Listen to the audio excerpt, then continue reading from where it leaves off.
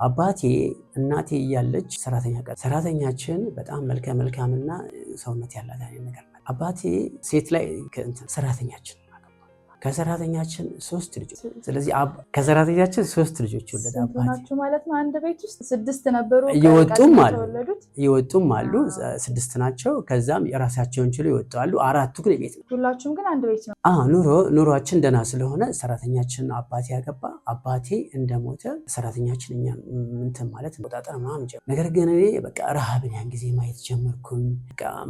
እኔ በቃ ሌላ ዓለም ውስጥ ሰፈር ውስጥ እንዳልኩሽ ኳስ ስንጫወት ከሰፈር ልጆች ኳስ ስንጫወት ምናምን ነገር ምሳ ሰዓት ላይ ይጠራል። እኔ ማንንም ይጠራኝ የለም እና የለማ የሚጠራኝ የለም። እንጀራ እናቴ ልጆቻችን ላይ ትምህርት ቤት መማሩ ላቃተኝና ትልቁ እህቴ የትምህርት ቤት እየከፈለች ዮርዳኖስ የአባትህ ልጅ ማለት የአባቴ ልጅ እንዳልኩሽ መንፈሳዊ ነው በጣም ለየት። ስለዚህ እኔ ስለሽን አንተ ደግሞ የመንግስት ትምህርት ቤት ብላ ታናሽ እንደምን የመንግስት ትምህርት ቤት እኔ ዮርዳኖስ